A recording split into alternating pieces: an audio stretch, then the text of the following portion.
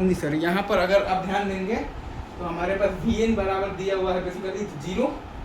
और V P है हमारे पास V not R one by R one और प्लस आर टू और प्लस है basically V I into R two by R one और प्लस आर टू। तो वी आई को जब माइनस जब इन्फिनिटी से लाएंगे तो वी पी भी आपका माइनस इन्फिनिटी रहेगा, तो वी पी वी एन से छोटा है तो वी नॉट बराबर आपके पास आ जाएगा बेसिकली वी ओ एल।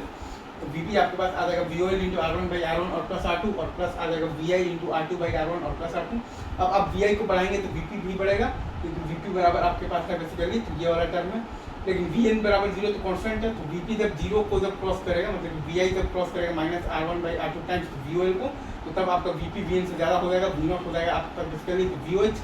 और वी पी आपके पास हो जाएगा V O H R one by R one और प्लस आर टू और प्लस हो जाएगा basically V I R two by R one और प्लस आर टू। और फिर भी आप वी आई को बढ़ा रहे हैं मतलब वी पी बढ़ा रहे हैं क्योंकि वी पी आपके पास बेसिकली तो अब है बेसिकली तो ये वाला जो टर्म है बेसिकली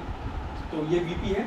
लेकिन वी एन बराबर 0 तो कॉन्स्टेंट ही है, मतलब कि इसके बाद अब आपके पास हमेशा ही बेसिकली वी पी जो है वो आपका बेसिकली वी एन से ज़्यादा होगा, मतलब कि वी नॉट बराबर आपके पास बेसिकली वी ओ एच होगा ऑलवेज। तो यहाँ से हमारे पास जो वी टी एच आया है वो आया है हमारे पास basically minus R one by R two times V O L. वैसे ही हम लोग सेम काम करेंगे, वी आई को हम लोग बेसिकली प्लस इन्फिनिटी से घटाते जब लाएंगे तो वी टी एच हमारे पास आ जाएगा minus R one by R two times मतलब कि आ जाएगा बेसिकली वी ओ एच। तो डेल्टा वी टी हम लोग डिफाइन करते हैं वी टी एच माइनस करते हैं बेसिकली तो वी टी एच तो डेल्टा वी टी हमारे पास आ जाएगा R one by R two times V O H minus V O L. ये हमारे पास ग्राफ है और ये हमारे पास बेसिकली क्या है बेसिकली हमारे पास बेसिकली सर्किट है। वी एन बराबर 0 और वी पी बराबर है V not R one by R one और प्लस आर टू और प्लस है basically V I R two by R one और प्लस आर टू। ये वाला इक्वेशन आप चाहें के सी एल से हम लोग ला सकते हैं। ईजी, चलिए सर आगे बढ़ते हैं।